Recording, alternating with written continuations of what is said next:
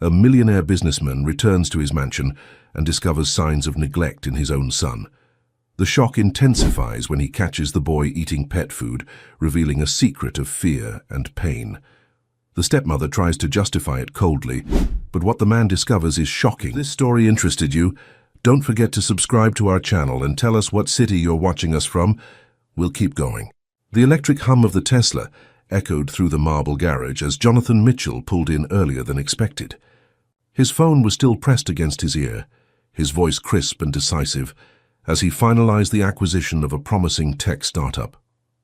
The numbers were good, the projections even better. Another successful deal to add to his portfolio.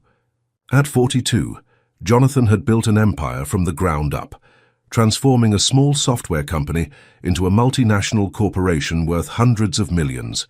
Success had always come naturally to him, a series of calculated risks that paid off handsomely. He stepped out of the car, his Italian leather shoes clicking against the polished floor. The mansion was eerily quiet, the kind of silence that felt heavy, almost oppressive. Victoria must be out at one of her charity events or shopping expeditions. His wife had a talent for filling her days with social obligations that kept her perpetually busy. Jonathan loosened his tie as he walked through the grand foyer, past the sweeping staircase and into the hallway that led to the kitchen. The house had cost him $8 million, a sprawling estate in Greenwich, Connecticut, with 12 bedrooms, a home theater, an indoor pool, and grounds that stretched across 5 acres. It was the kind of home that appeared in architectural magazines, all clean lines and expensive taste. Victoria had insisted on it when they married 2 years ago, claiming that Daniel needed space to grow, that the boy deserved the best. At the time, Jonathan had been grateful for her apparent concern for his son, Daniel. The thought of his 7-year-old boy made Jonathan's chest tighten with a familiar mixture of love and guilt. Since Sarah's passing 3 years ago, Jonathan had thrown himself into work with an almost manic intensity. It was easier to lose himself in quarterly reports and business strategies than to face the gaping hole his wife's absence had left in their lives. Daniel had been only 4 when he lost his mother, too young to fully understand, old enough to feel the devastating loss. Victoria had entered their lives 18 months after Sarah's passing. Elegant, sophisticated, and charming, she had seemed like a gift.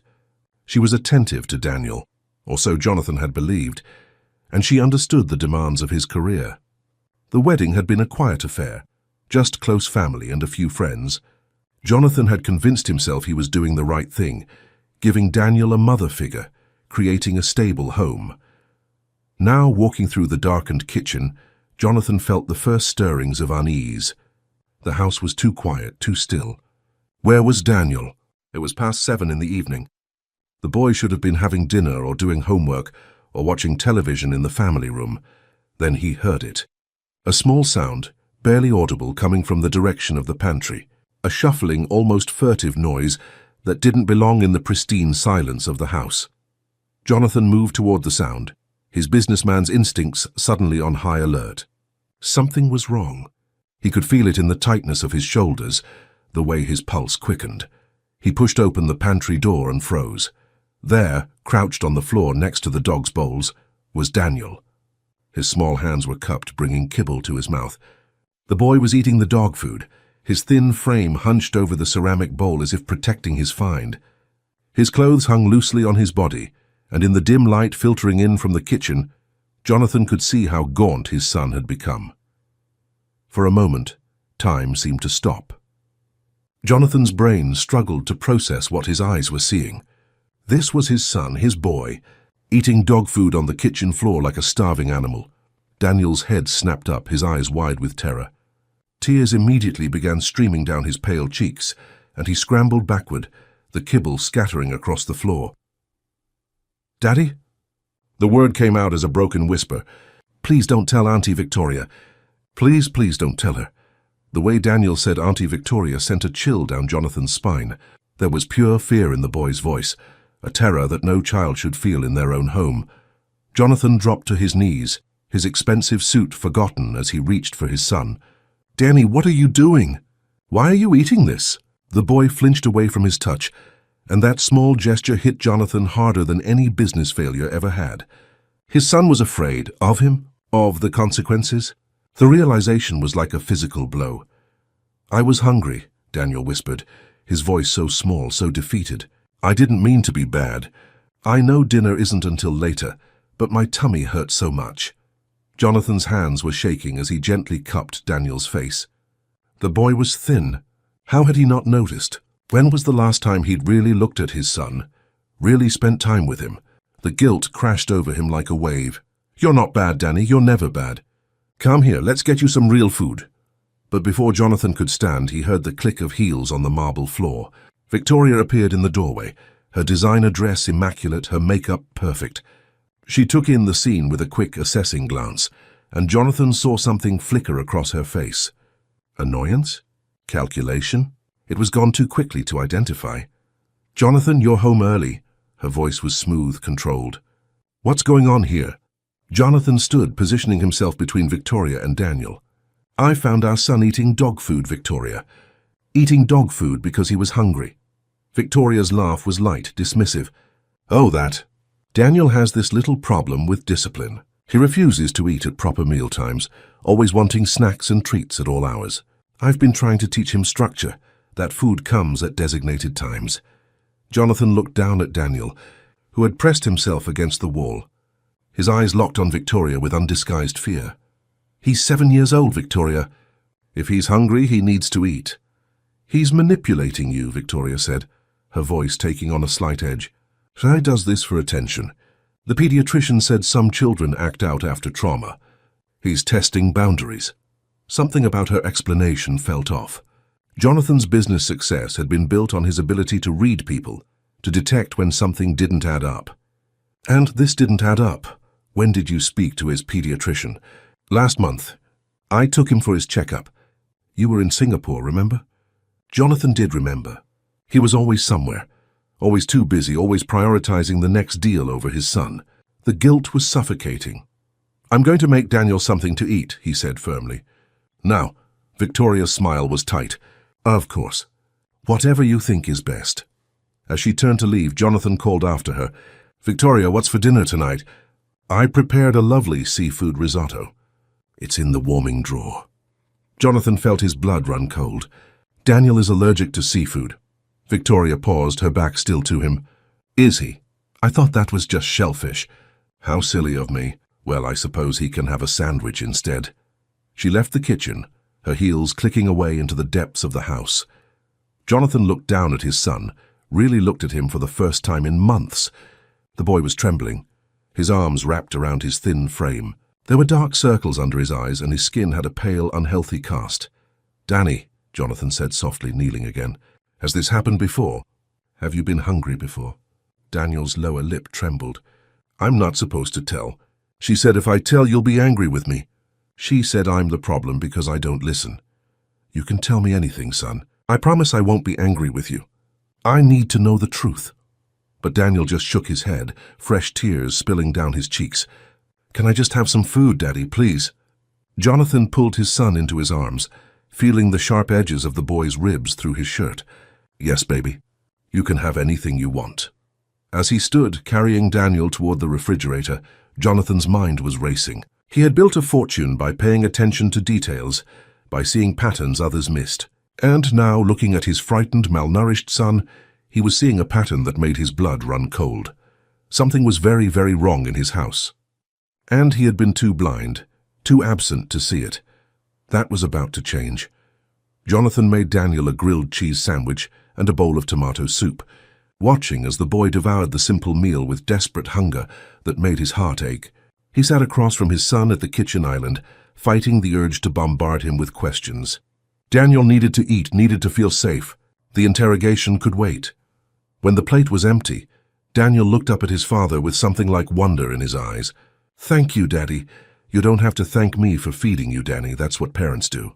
Jonathan's voice was thick with emotion. "Why don't we go upstairs? I want to spend some time with you."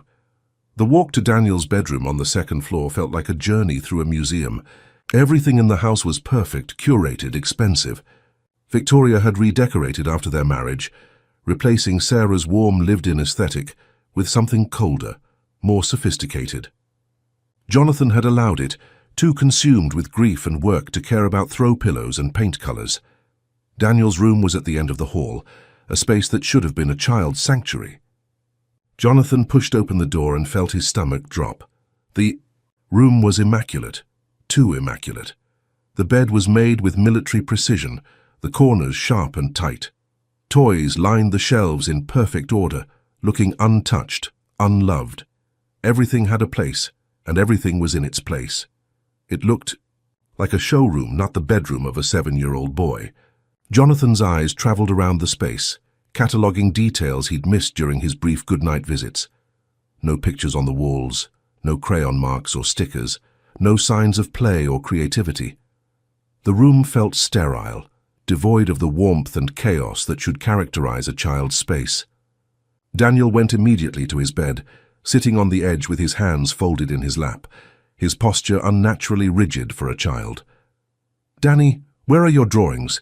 You used to love to draw." The boy's eyes flickered toward the bookshelf. "I don't draw anymore." "Why not?" "Auntie Victoria says it makes a mess." Jonathan walked to the bookshelf, running his fingers along the spines of the books. They were all educational, appropriate, and completely joyless. Where were the picture? Books Sarah used to read to Daniel. Where were the silly stories about dragons and dinosaurs? Behind a row of mathematics workbooks, his hand touched something different. He pulled out a stack of papers, carefully hidden away. Drawings, Daniel's drawings, crumpled and smoothed out again, as if someone had thrown them away and the boy had rescued them. Jonathan spread them on the floor, his throat tightening as he looked at his son's artwork. They were disturbing in their honesty. Dark figures looming over small ones, a child alone in a room with a large door, scribbled clouds of black and grey. In one drawing, a stick figure with long hair had a red mouth open wide, while a tiny figure cowered in the corner. "Danny, who is this?" Jonathan pointed to the large figure. Daniel's voice was barely audible. "That's when Auntie Victoria gets angry." "And this?" He pointed to another drawing, where a small figure sat alone in what looked like a room. "That's my time-out place. Sometimes I have to stay there for a long time." Jonathan's hands were shaking. He forced himself to remain calm, to not let his rising fury show. "How long is a long time?" "I don't know." "Hours?" "Sometimes she forgets to let me out until you come home." The words hit Jonathan like physical blows. He'd been so blind, so willfully ignorant. All the signs had been there if only he'd been present enough to see them. "Can you show me your time-out place?" Daniel pointed to his closet. Jonathan stood and opened the door. It was a walk-in closet, spacious but windowless. In the corner he saw a small blanket, a cup of water, and nothing else. His son had been locked in here, locked away like a prisoner in his own home. Jonathan's vision blurred with rage, but he forced it down. Daniel needed him to be strong, to be in control. "I'm so sorry, Danny. This is never going to happen again. Do you understand me? Never." The boy looked at him with eyes too old for his young face. "But Auntie Victoria says I need discipline. She says I'm difficult." "You're not difficult. You're a child, my child." Jonathan sat on the floor next to his son, pulling him close. "Has she hurt you?" Daniel hesitated, then slowly nodded. He pulled up the sleeve of his shirt, revealing small bruises on his upper arm, finger-shaped marks that made Jonathan's blood boil. "She grabs me sometimes when I don't listen fast enough." "Where else?" Daniel showed him more bruises, all in places that would be covered by clothing. Professional, calculated, Victoria had been careful. "Danny, have you been seeing your friends, going to play dates?" The boy shook his head.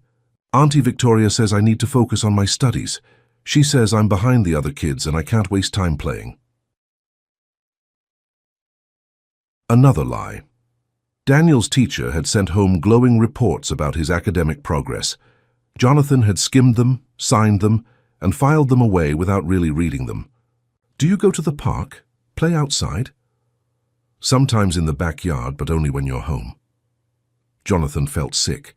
His son had been isolated, controlled, systematically broken down, all while he'd been flying around the world, making money they didn't need. He gathered the drawings carefully, folding them with respect. "These are important, Danny. These are your voice. I'm going to keep them safe." Auntie Victoria threw them away. She said they were ugly. They're not ugly, they're honest, and they're going to help me make sure you're safe. Jonathan stood and began doing something he should have done months ago. He took the drawings and taped them to the walls, creating a gallery of his son's pain and fear, but also his resilience, his stubborn refusal to be completely silenced. Each piece of art was a testimony, a record of suffering that Jonathan had failed to prevent. As he worked, he noticed Daniel starting to relax, his rigid posture softening slightly. The room was beginning to look lived in, real. The sterile perfection was breaking down, replaced by something more honest. "Daddy, does this mean I can keep drawing?" "You can do anything you want, Danny. This is your room, your space. You're going to fill it with whatever makes you happy." But even as he said it, Jonathan knew that decorating a room wasn't enough. The problem wasn't the walls or the toys. The problem was Victoria, and the systematic abuse she'd been inflicting on his vulnerable child. He thought about the scene in the kitchen, the way Daniel had flinched from him, the terror in his voice when he'd begged Jonathan not to tell Auntie Victoria, the seafood risotto despite knowing about Daniel's allergy, the locked closet, the bruises, the isolation. This wasn't discipline gone too far. This was deliberate, calculated cruelty. Jonathan pulled out his phone and took pictures of the bruises, the drawings, the sterile room, the closet. Evidence. He was going to need evidence. "Danny, I need to ask you something important. When Auntie Victoria locked you in the closet, did she give you food?" The boy shook his head.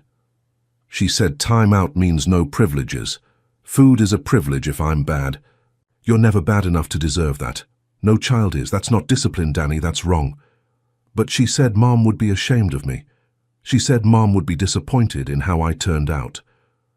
The mention of Sarah made Jonathan's heart clench. Victoria had weaponized his late wife's memory, using it to manipulate and control a grieving child. "Your mother loved you more than anything in the world. She would never, ever be disappointed in you, and she would never want you to be treated this way." Daniel's tears came then, deep sobs that shook his small frame. Jonathan held him, letting him cry, feeling each sob like a knife to his own heart. How long had Daniel been holding this in? How many nights had he cried himself to sleep, believing he deserved this treatment? When the tears finally subsided, Jonathan helped Daniel change into his pajamas. The boy was embarrassingly thin, his ribs visible, his arms like twigs. Jonathan made a mental note to schedule a doctor's appointment first thing in the morning. "I'm going to stay with you until you fall asleep," Jonathan said, sitting on the edge of the bed. "And tomorrow we're going to start fixing things. Is Auntie Victoria going to be mad? Don't worry about Auntie Victoria. You let me handle her. Your only job is to be a kid, okay? To be happy and safe." As Daniel drifted off to sleep, Jonathan sat in the darkened room, his mind racing. He thought about Victoria, about the woman he'd married. Had she always been this way and he'd been too blind to see it? Or had something changed, some mask slipped away once she'd secured her position in his life and his home? He thought about the inheritance. Sarah had left Daniel a substantial trust fund, managed by Jonathan until the boy turned 18. Victoria had no access to it, but she'd asked about it several times, probing about amounts and terms with what he'd thought was natural curiosity. The prenuptial agreement had been Victoria's idea, actually. She'd insisted on it, claiming she wanted to prove she wasn't marrying him for money. At the time, Jonathan had been touched by the gesture. Now he wondered what other protections she'd built into that document, what clauses he'd signed without reading carefully enough. His phone buzzed with an email, another acquisition opportunity, another chance to expand his empire. Jonathan deleted it without reading. His empire could wait. His son couldn't. He had built his success on decisive action, on seeing problems and solving them quickly and efficiently. This was the most important problem he'd ever faced, and he couldn't afford to get it wrong. Tomorrow he would call Robert Carson, his family attorney. Tomorrow he would document everything, build a case, take action. But tonight he would stay here, keeping watch over his sleeping son, making up for all the nights he hadn't been there. The house settled around him, quiet except for Daniel's soft breathing. Somewhere downstairs, Victoria was probably in the master suite, secure in her position, confident in her control. That confidence was about to be shattered. Jonathan waited. until Daniel was deeply asleep before he made his way downstairs. The house felt different now, as if a veil had been lifted to reveal something rotten beneath the polished surface. Every expensive fixture, every piece of designer furniture seemed to mock him. What good was wealth if he couldn't protect his own child? He found Victoria in the formal dining room, a room they rarely used. She'd set the table with their finest china, the seafood risotto elegantly plated, alongside a crisp white wine. She'd changed into a different dress, something more fitted, more alluring. Candles flickered on the table. She looked up as he entered, her smile practiced and perfect. "I thought we could have a proper dinner, just the two of us. I'm sorry about the confusion earlier. Sometimes I forget about Daniel's dietary restrictions.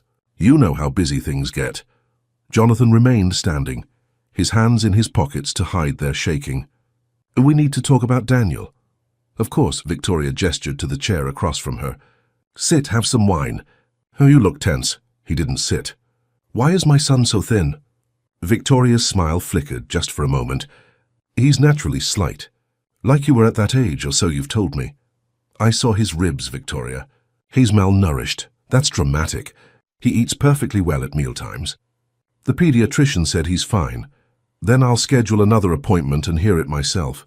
Jonathan watched her carefully, reading her reactions, the way he'd read hundreds of business adversaries across conference tables. "Why did you serve seafood tonight, when you know Daniel is allergic?" "I told you I forgot." "It's not deliberate." Her voice took on an edge of exasperation. "You're making a mountain out of a molehill. One simple mistake and suddenly I'm the villain?" "It's not just tonight. The bruises on his arms, the locked closet, the fear in his eyes when he begged me not to tell you he was hungry." Victoria set down her wineglass with deliberate care. "Those bruises are from playing. Boys his age are clumsy, and the closet is a time-out space, Jonathan. Every parenting book recommends a quiet place for children to calm down when they misbehave. For hours at a time? Without food? He told you that." Victoria's laugh was sharp. "He's exaggerating, trying to get attention. Children do that, especially ones who've experienced trauma." "He's manipulating you, can't you see that?" Jonathan pulled out his phone, showing her the photos he'd taken. "These are his drawings, Victoria. Look at them. Really look at them." She glanced at the screen dismissively. "Dark scribbles. He has a morbid imagination. His therapist said it's normal for children processing grief." "What therapist?" "Daniel doesn't have a therapist." Victoria's expression shifted, a tiny crack in her composure. "I meant the school counselor. She mentioned it at the parent-teacher conference." "The conference I couldn't attend because I was in Tokyo, the one you went to alone." Jonathan's voice was cold now, all business. "What exactly did the counselor say?" "That Daniel is doing fine academically, but remains withdrawn socially. She suggested he's still adjusting to having a new mother figure." Every answer was smooth, rehearsed. But Jonathan had spent 20 years negotiating deals, spotting lies, finding weaknesses. Victoria was good, but she wasn't good enough. "Why doesn't Daniel have any friends over? Why doesn't he go to play dates?" "Because he's shy. He prefers to be alone. I've tried to arrange activities, but he refuses." "That's not what he told me." Victoria stood abruptly, her chair scraping against the hardwood floor. "And you believe him over me? I've been here every single day while you've been jet-setting around the world. I've been the one managing this household, taking care of that child, and this is the thanks I get." The outburst was calculated, Jonathan realized. She was trying to put him on the defensive, to make him feel guilty for questioning her. "I'm not attacking you, Victoria. I'm trying to understand what's been happening in my own home while I've been away. What's been happening is that I've been trying to raise a well-adjusted child with structure and discipline, something his father is apparently too busy to provide." Her voice turned icy. "You want to know why Daniel is the way he is? Because you abandoned him. You buried yourself in work and left me to pick up the pieces." The words stung because they held a kernel of truth. Jonathan had abandoned his son in a way, but that didn't excuse what Victoria had done. "You're right. I haven't been present enough. That's on me. But locking a child in a closet isn't discipline, Victoria. Withholding food isn't structure. Those are abuse. Abuse." Her voice rose. "How dare you? I have done nothing but try to help that boy. He's difficult, Jonathan. He won't follow rules. He won't listen. He deliberately provokes me. He's 7 years older, and he needs to learn consequences. The world won't coddle him the way you do. The world won't starve him either. Victoria's expression shifted again, and suddenly there were tears in her eyes. The transformation was startling, immediate. I can't believe you're saying these things to me. I love that boy like he's my own. Yes, I've been strict sometimes, maybe too strict, but it's because I care. I want him to grow up to be strong and successful like his father. She moved toward Jonathan, her hand reaching for his arm. I'm sorry if I've been too rigid. I'll do better. We can work on this together. Please don't let a misunderstanding ruin what we've built. Her fingers trailed down his sleeve, her voice softening, becoming almost seductive. Come to bed. Let's talk about this in the morning when we're both calmer. You're jet-lagged and stressed. Everything will seem clearer after a good night's sleep. Jonathan stepped back out of her reach. For the first time, he saw Victoria clearly, without the fog of grief and loneliness that had clouded his judgment when they'd met. She was beautiful, polished, and completely calculating. Every tear, every gesture, every word was a performance designed to manipulate. You're not sleeping in our room tonight, he said quietly. You'll take the guest suite. The tears vanished instantly, replaced by cold fury. You're throwing me out of my own bedroom?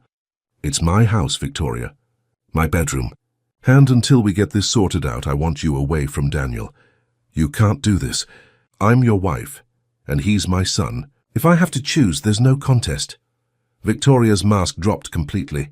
Her face hardened, her eyes turning glacial. You're making a mistake. A huge mistake. You have no idea what I've sacrificed for this family, for that ungrateful brat. Don't call him that. Why not? It's the truth. He's a burden, Jonathan. A constant reminder of your perfect dead wife. I've tried to make him better, to shape him into something worthwhile, and this is what I get. The venom in her voice was startling in its honesty. This was the real Victoria, the one she'd hidden behind charm and grace. Pack a bag. Take the guest suite. We'll discuss this further with lawyers present. Lawyers? Victoria laughed, but there was no humor in it. You're threatening me with lawyers? Over a spoiled child's lies? He's not lying. Prove it. I have pictures. I have his drawings. I have his testimony. The ravings of a traumatized child with an overactive imagination. No court would listen to that over the word of his devoted stepmother. Victoria picked up her wineglass, her hand perfectly steady. You're not thinking clearly, Jonathan. You're letting emotion cloud your business judgment. Think about what a scandal would do to your company. The headlines. Tech mogul's messy divorce. Your shareholders would love that. I don't care about shareholders right now. You should, because I'll make sure everyone knows what kind of father you really are. Absent, neglectful, so consumed with making money that you didn't notice what was happening under your own roof. You think you'll come out of this looking good. There it was, the threat he'd been waiting for. Victoria wasn't going to go quietly. Do whatever you need to do, Jonathan said, but you're not going near my son. Victoria set down her glass and picked up her phone. I'm calling my lawyer. You'll be hearing from her in the morning. And Jonathan, you're going to regret this.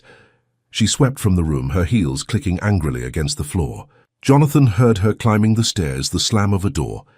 He stood alone in the dining room, surrounded by the trappings of wealth that suddenly felt meaningless. He pulled out his own phone and scrolled to Robert Carson's number. It was past 9, but this couldn't wait. Robert answered on the third ring, his voice concerned. John, everything okay? I need your help. Tonight, if possible. It's about Daniel. What happened? Jonathan's voice cracked slightly. I think my wife has been abusing my son, and I need to know how to protect him. There was a pause, then Robert's voice came back, all business. I'm on my way. Don't let her near the boy. Document everything. I'll be there in 30 minutes. Jonathan ended the call and sank into one of the dining room chairs. The candles Victoria had lit were still burning, casting flickering shadows on the walls. The seafood risotto was congealing on the fine china plates. The whole scene was a grotesque parody of domestic bliss. He thought about Daniel upstairs, finally sleeping peacefully, unaware that his world was about to change. Jonathan had promised to protect him, to make things right. Now he had to follow through, no matter the cost. Victoria was right about one thing. This was going to be messy. But Jonathan hadn't built his empire by backing down from difficult situations. He'd built it by facing problems head-on, by being willing to make hard choices. This was the hardest choice he'd ever faced, but also the simplest. His son's safety came first. Everything else was just noise. He pulled out his phone and began typing notes, documenting every detail of the evening, every concerning thing Daniel had said, every bruise he'd seen. The businessman in him knew that in any battle, preparation was everything. Victoria had declared war. She just didn't know yet that she'd already lost. Robert Carson arrived exactly 30 minutes later, his silver BMW pulling into the circular driveway. Jonathan met him at the door, grateful for the attorney's calm, professional presence. Robert was in his mid-50s, with steel-gray hair and the kind of steady demeanor that came from decades of handling family crises. He'd been Jonathan's lawyer since the early days of the company, handling everything from contracts to Sarah's estate. They sat in Jonathan's home office, a space Victoria rarely entered. Robert listened without interruption as Jonathan laid out everything he'd discovered, showing him the photos, the drawings, describing Daniel's fear and emaciation. When Jonathan finished, Robert was quiet for a moment, his expression grave. "This is serious, John. If what you're describing is accurate, we're looking at clear neglect, possibly physical abuse. The question is how to proceed without putting Daniel through more trauma. What are my options? First, we need a medical examination. Tomorrow morning. I know a pediatrician who specializes in cases like this. She'll document Daniel's physical condition, the bruises, the weight loss, everything. That becomes evidence. Victoria will fight this, of course she will. But we're going to build an airtight case. Medical records, psychological evaluation, witness statements. By the time we're done, there won't be any question about what's been happening. Witness statements? Who would testify? Teachers, neighbors, anyone who's interacted with Daniel regularly. We'll also want to check if Victoria dismissed any household staff recently. Abusers often isolate their victims by removing potential witnesses. Jonathan's mind went to Maria, the housekeeper who'd worked for them since Sarah was alive. Victoria had let her go 6 months ago, claiming she wanted to try a new cleaning service. At the time, Jonathan hadn't questioned it. Our old housekeeper, Maria Rodriguez.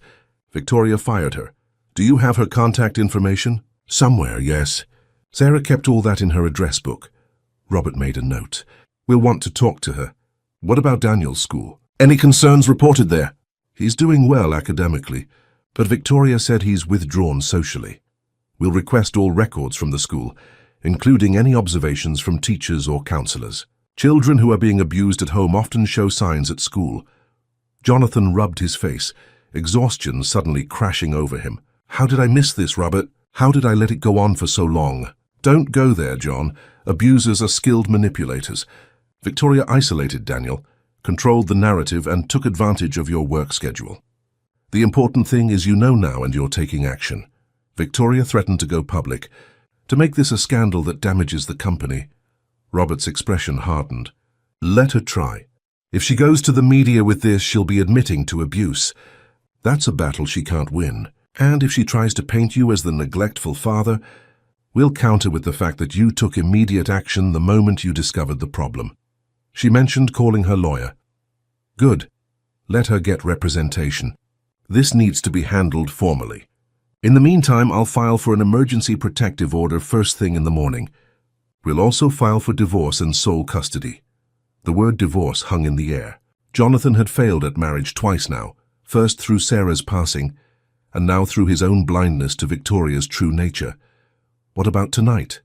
Should I make her leave? No. If you force her out without a court order, she could claim you're being hostile. But keep her away from Daniel. Sleep in his room if you have to. Don't leave them alone together. After Robert left, Jonathan checked on Daniel. The boy was still sleeping, but restlessly now, his small face scrunched in what might have been a bad dream. Jonathan gently stroked his son's hair, whispering reassurances until Daniel settled again. He was about to leave when he noticed something odd. On Daniel's desk, beneath a stack of textbooks, was the edge of what looked like a tablet. Jonathan carefully moved the books, revealing an old iPad, one of the earlier models that Jonathan had retired years ago. He'd assumed it had been recycled or donated. What was it doing hidden in Daniel's room? He picked it up, pressing the power button. The screen flickered to life, showing a low battery warning but still functional. There was no password, just a simple home screen with a few apps. Photos, notes, and voice memos. Jonathan's heart began to race. He opened voice memos and found dozens of recordings, each one labeled with just a date. The most recent was from 3 days ago. With trembling hands, he selected the first recording and pressed play, keeping the volume low so as not to wake Daniel. Static, then a small voice. Daniel's voice barely above a whisper. "It's Tuesday. Auntie Victoria locked me in the timeout place again because I spilled juice at breakfast. I didn't mean to. My hands were shaky because I was hungry. She said I can't come out until dinner time. But dinner isn't for 6 more hours. I'm really hungry. My tummy hurts." A sob caught in the recording, then silence. Jonathan's eyes filled with tears. He selected another recording from 2 weeks earlier. "Auntie Victoria says I'm ungrateful. She made chicken with the green stuff I don't like, and I couldn't eat it because it makes me feel sick. She got really mad and said if I won't eat what she makes, I won't eat at all. She took my plate away and said, I can think about being grateful in my room. I'm locked in now. I wish Daddy was here. I wish Mommy was here. I miss Mommy so much." Recording after recording, each one a small piece of Daniel's suffering. Some were just dates and brief descriptions of punishments. Others were longer, rambling confessions of fear and loneliness. In several, Daniel could be heard crying. In one, he sang himself a lullaby that Sarah used to sing to him, his voice breaking. Then Jonathan found the recording that broke him completely. It was dated from a month ago. "Please, I'm so hungry. I'm sorry I was bad. I'm sorry I didn't finish my vegetables. Please let me out. I promise I'll be good. I promise I'll eat everything. Please, Auntie Victoria, please, my stomach hurts so much. I feel dizzy. Please, Daddy, please come home, please." The recording went on for nearly 10 minutes, Daniel's pleas becoming weaker, his voice hoarse from crying. At one point, he could be heard banging on the closet door, begging to be let out. Then just whimpering, and finally silence. Jonathan sat on the floor of Daniel's room, the tablet clutched in his hands, tears streaming down his face. His son had been documenting his own abuse, creating evidence of his suffering because he had no one else to tell. The recordings were Daniel's silent scream for help, captured in a device he'd hidden away like a secret diary. How many times had Jonathan come home, kissed Daniel goodnight, and left again for another business trip, completely unaware that his son was being systematically tormented? How many times had Daniel wanted to tell him but been too afraid? He forced himself to listen to more recordings, each one adding to the picture of calculated cruelty. Victoria had been careful to time her punishments for when Jonathan was away or distracted. She'd been strategic about the abuse, leaving marks where they wouldn't be visible, crafting explanations that sounded reasonable. But she hadn't counted on Daniel finding a way to preserve the truth. Jonathan carefully downloaded all the recordings to his phone, creating backups on his computer and cloud storage. This evidence was going to bury Victoria. There was no talking her way out of the child's own voice describing his suffering. He looked at his sleeping son with a mixture of heartbreak and fierce pride. Daniel had been so much stronger than anyone had given him credit for. In his own way, he'd been fighting back, documenting the abuse, keeping a record even when he felt powerless. Jonathan gently placed the tablet back where he'd found it, not wanting Daniel to wake up and feel exposed or ashamed. Tomorrow they would talk about the recordings. Tonight, Jonathan would just keep watch. He pulled a chair close to Daniel's bed and settled in for a long night. Every so often, Daniel would stir, and Jonathan would reach out to touch his shoulder, reassuring him with his presence. The boy would settle again, seeming to sense that he was protected. Around 2 in the morning, Jonathan heard footsteps in the hallway. Victoria. She paused outside Daniel's door, and Jonathan tensed, ready to intervene if she tried to enter. But after a moment, the footsteps continued down the hall to the guest suite. Jonathan pulled out his phone and sent a text to Robert, even though he knew the attorney was likely asleep. He needed to get this out while the rage and grief were fresh. Found recordings. Daniel documented everything. Voice memos of him begging for food, crying while locked in closet. It's worse than I thought. Much worse. The phone buzzed almost immediately. Robert must have been awake too. Don't delete anything. Don't alter anything. That's powerful evidence. We meet with Dr. Patterson at 9 a.m. Bring the tablet. And John, you're doing the right thing. That boy is lucky to have you. Jonathan wasn't so sure about that last part. If he'd been any kind of decent father, this never would have happened in the first place. But he couldn't change the past. He could only try to make the future better. As dawn began to break through Daniel's window, painting the room in shades of grey and gold, Jonathan made himself a promise. He would be present from now on. He would put his son first always. He would rebuild the trust that had been shattered, prove to Daniel that he was safe and loved and valued. The company could survive without his constant attention. Daniel couldn't. When the boy finally stirred awake, his eyes widening in surprise to see his father still there, Jonathan smiled despite his exhaustion. "Good morning, buddy. How do you feel about pancakes for breakfast?" Daniel's answering smile was tentative but real. "Really, with chocolate chips?" "With as many chocolate chips as you want." As they headed downstairs together, Jonathan's hand protectively on Daniel's shoulder, he felt the weight of the fight ahead. Victoria wasn't going to surrender quietly. There would be lawyers, hearings, possibly media attention. It was going to be ugly. But looking down at his son, seeing the hope beginning to return to those young eyes, Jonathan knew it would be worth it. Every battle, every headline, every difficult moment would be worth it if it meant Daniel could be a child again, safe and happy in his own home. The war had just begun, but Jonathan had no intention of losing. The morning light filtered through the kitchen windows as Jonathan mixed chocolate chips into pancake batter. Daniel sat at the counter, swinging his legs, watching his father with an expression that mixed wonder and disbelief. It was such a simple moment, making breakfast together, but it felt revolutionary after months of rigid control and deprivation. "Can I help?" Daniel asked tentatively. "Absolutely. Come here, you can pour the batter into the pan." As Daniel carefully poured circles of batter onto the griddle, his concentration absolute, Jonathan heard the click of heels on the stairs. Victoria appeared in the doorway, immaculately dressed despite the early hour, her makeup perfect, not a hair out of place. She looked like she was heading to a board meeting, not facing the collapse of her marriage. "Good morning," she said coolly, her eyes flicking between Jonathan and Daniel. "I didn't realize we were having a cooking session." "We're making breakfast," Jonathan replied, his tone neutral. "Would you like some coffee?" "I'll get it myself." Victoria poured a cup from the machine, her movements precise and controlled. "Daniel, sweetheart, don't you have homework to finish before school?"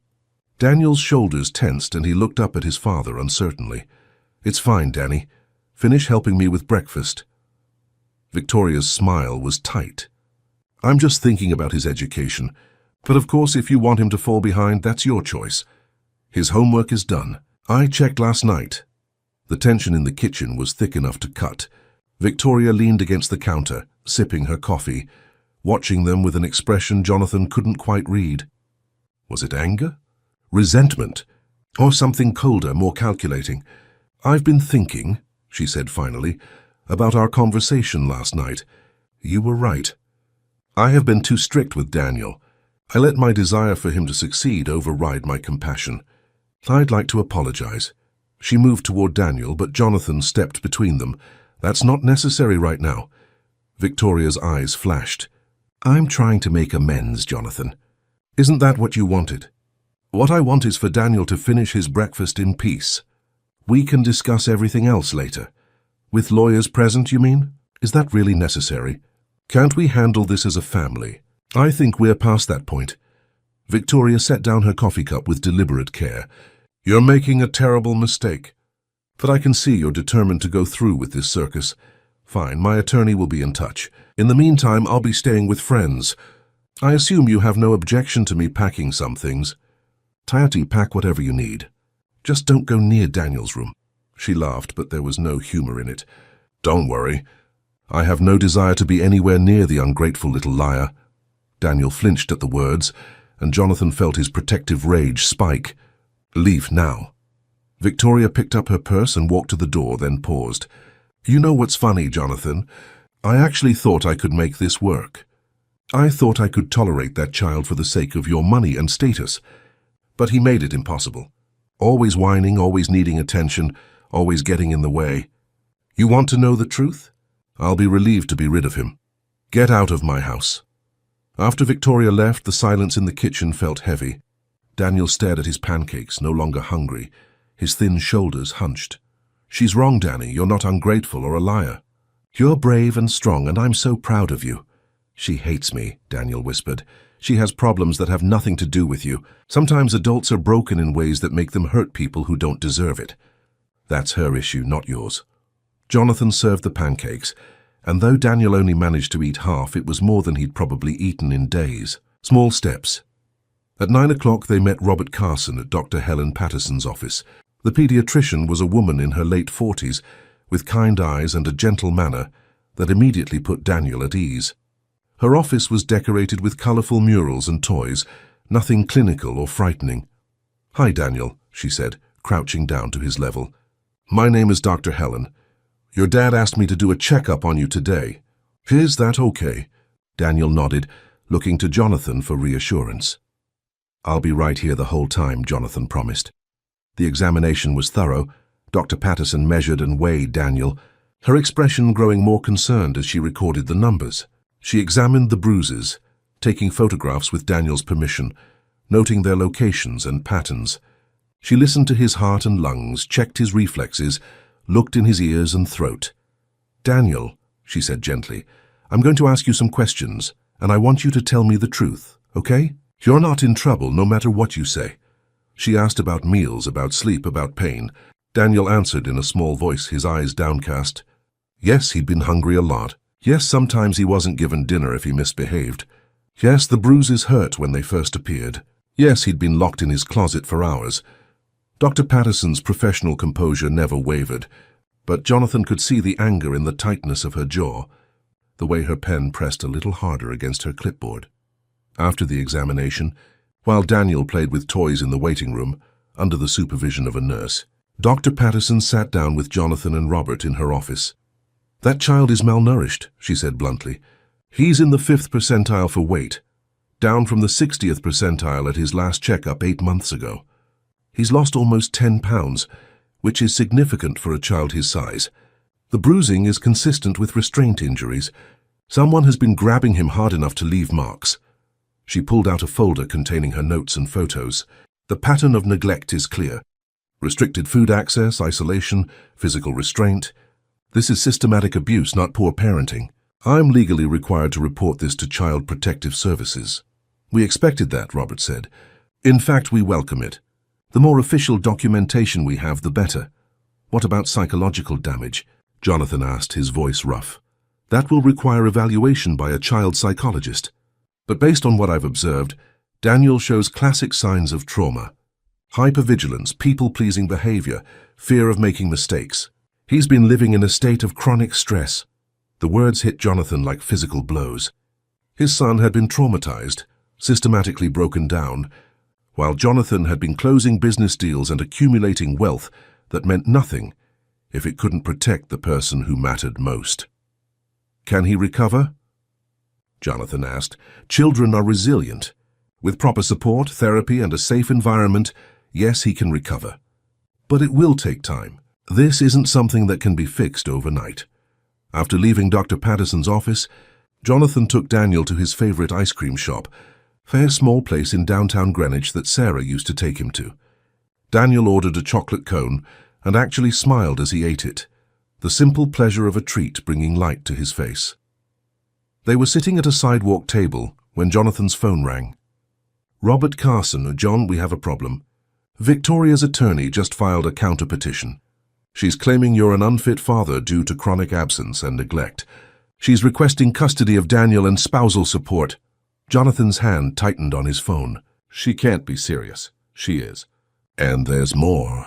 She's given an interview to Connecticut Magazine. It's going to run in their online edition this afternoon. The headline is something like, 'Tech mogul's wife speaks out, the cost of ambition.' She's going public already. She's trying to control the narrative, make herself look like the devoted stepmother, dealing with an absentee father. We need to respond carefully. What do you recommend? Don't engage with the media." "Not yet. Let her talk. Everything she says can be used against her, especially once we present the medical evidence and recordings. The court won't care about magazine interviews when they hear Daniel's voice begging for food." After hanging up, Jonathan looked at his son, who was happily finishing his ice cream, unaware of the battle being waged around him. He made a decision then, Whatever Victoria threw at him, whatever headlines appeared, whatever rumors spread through Greenwich's social circles, he would not let it touch Daniel. The boy had suffered enough. His phone buzzed with notifications. The article was already up. Against his better judgment, Jonathan opened it. The piece was masterful in its manipulation. Victoria portrayed herself as a woman who'd fallen in love with a widower and tried to mother his troubled child. She spoke of Jonathan's constant absences, the business trips that lasted weeks, the way he'd delegated parenting to staff and stepmother. She mentioned Daniel's behavioral issues and selective eating, painting a picture of a difficult child and an overwhelmed caregiver doing her best. There was a photo of Victoria looking elegant and sympathetic, seated in what appeared to be a lawyer's office. The article stopped short of direct accusations, but the implications were clear. Jonathan Mitchell was too focused on building his empire to notice what was happening in his own home. The worst part was that some of it was true. He had been absent. He had prioritized work over presence. Those facts gave her lies credibility. His phone began ringing. His assistant, his business partner, his mother, friends and colleagues. Everyone had seen the article. Everyone wanted to know what was really going on. Jonathan turned off his phone. "Daddy, are you okay?" Daniel was watching him with worried eyes. "I'm fine, buddy. Just some work stuff. Nothing for you to worry about." But Daniel was 7, not stupid. Is Auntie Victoria telling people bad things about us? Some people are going to say things that aren't true, but we know the truth, right? And that's what matters. Will I have to go back to her? The fear in Daniel's voice made Jonathan's decision easy. "Never. I promise you never. You're staying with me." That afternoon, Child Protective Services came to the house. A social worker named Jennifer Martinez conducted an interview with Daniel while Jonathan waited in another room, anxiety eating at him. What if Daniel was too scared to tell the truth? What if the social worker didn't believe him? But when Jennifer emerged an hour later, her expression was grim. "Mr. Mitchell, I've heard some deeply concerning things today. I'm going to recommend that we open a formal investigation into Mrs. Mitchell's treatment of your son. In the meantime, I'd like to do a home assessment and speak with anyone else who has regular contact with Daniel." "His school," Jonathan said. "His teacher, Mrs. Chen. She's known him for 2 years. We'll be in touch with the school. I'd also like to schedule a follow-up visit to observe the home environment and your interaction with Daniel. We need to ensure he's in a safe, stable situation." "Of course, whatever you need."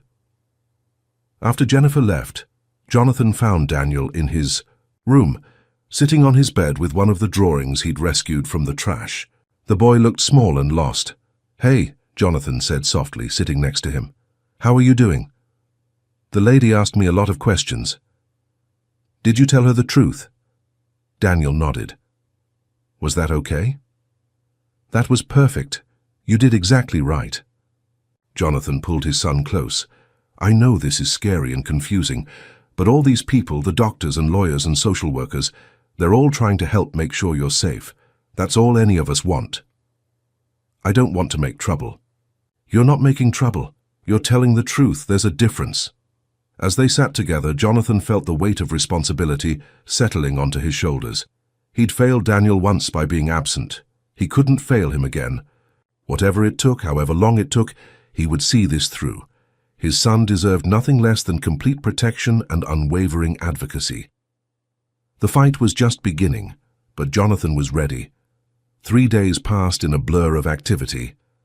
Jonathan cancelled his upcoming business trips, delegated urgent matters to his executive team, and cleared his schedule.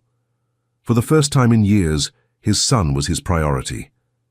They established a routine: breakfast together, drive to school, pick up in the afternoon, homework at the kitchen table, dinner, bath time, and stories before bed. Simple, normal activities that should have been happening all along.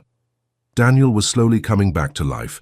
He still startled easily, still asked permission for things that should have been automatic, still ate like someone who expected food to be taken away. But there were glimmers of the boy he'd been before Victoria: a laugh at a silly joke, a request to play a board game, a drawing that wasn't dark and frightening, but showed a house with 2 stick figures labelled "Me and Daddy." On the 4th morning, Robert called with news. "We need to meet.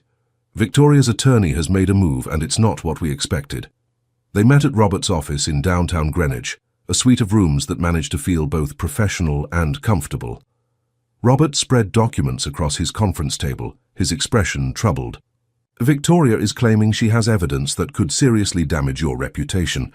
She's suggesting that unless you're willing to negotiate custody arrangements that give her continued access to Daniel, she'll release information about certain business dealings from years ago." Jonathan felt his stomach drop. "What business dealings?"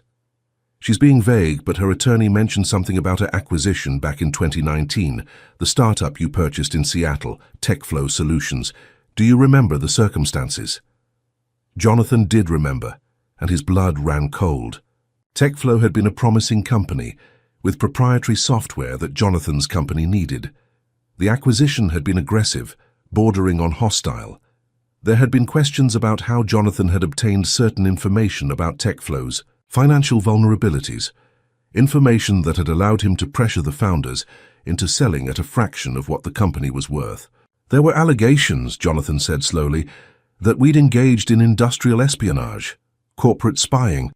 Nothing was ever proven, and the founders signed NDAs as part of the settlement. Victoria claims to have emails and documents that prove your involvement. She's saying she has evidence that could expose you to legal action and public scandal. How would she have access to that? She's been in your home, Jonathan, your office, your computers. If she was smart and patient, she could have copied files without you noticing." Jonathan ran his hands through his hair. He'd been so careful back then using intermediaries, keeping his own fingerprints off the questionable activities.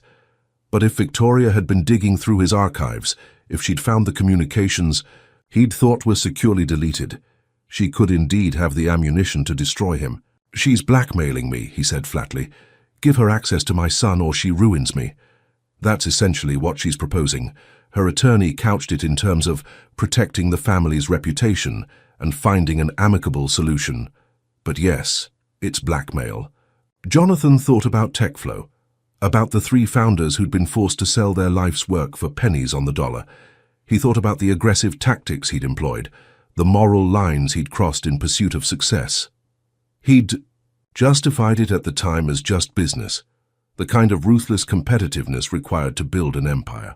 Now those chickens were coming home to roost, and his son was caught in the crossfire.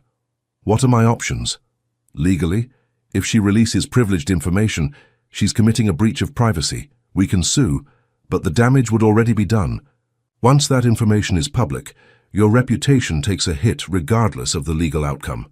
Your board might lose confidence. Shareholders could demand changes. Your competitors would have a field day. What's she asking for? Robert pulled out a document. Joint custody with alternating weeks. She wants to remain in the house with Daniel when it's her custody time. She wants $50,000 a month in spousal support, and she wants you to drop all allegations of abuse. Absolutely not. She's not getting access to Daniel. I don't care what it costs me. John, think about this carefully. If she releases this information, it could destroy everything you've built. Your company, your reputation, your standing in the community. That's a high price to pay. My son is not negotiable. Jonathan's voice was steel. I will not put him back in that woman's custody for even one day. If she wants to burn me down, let her try. Robert studied him for a long moment. You're sure about this? Once you refuse her terms, there's no going back. She'll release everything she has. I'm sure. My son's safety is worth more than my reputation. All right, I'll convey your response. But prepare yourself, John. This is going to get ugly. That night, Jonathan sat with Daniel after dinner, trying to find the right words to explain what was coming. Danny, you know how Auntie Victoria is very angry right now. Daniel nodded, his eyes wide. She might say some things about me that aren't nice, things that might be on the news or in the newspaper. I want you to know that no matter what she says, I love you, and I'm not going anywhere. Is she going to make you go away? No one can make me go away from you, I promise. But Daniel looked unconvinced, and Jonathan couldn't blame him. The boy had lost his mother, been betrayed by his stepmother. Why should he believe his father would be any different? Danny, I found. Something in your room. The tablet with the recordings. Daniel's face went white. I'm sorry. I'm sorry. I know I wasn't supposed to use it. Please don't be mad. I'm not mad. Not at all. Those recordings are proof of what happened to you. They show that you were telling the truth. Oh, you were so brave to make them. Really? Daniel's voice was small and uncertain. Really? In fact, those recordings are going to help make sure you never have to go back to Auntie Victoria. They're proof that what she did was wrong. Daniel was quiet for a moment, processing this. Will other people hear them? Maybe. The judge might need to hear them. Is that okay with you? The boy thought about it, then nodded slowly. If it helps him, it will help. I promise.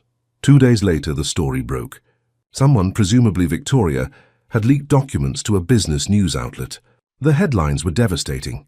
Tech mogul accused of corporate espionage, and how Jonathan Mitchell really built his empire. The articles detailed the TechFlow acquisition, painting Jonathan as a ruthless operator who'd stolen proprietary information and bullied founders into an unfair deal. The fallout was immediate. Jonathan's stock price dropped 15% in a single day. His board called an emergency meeting. Business partners distanced themselves.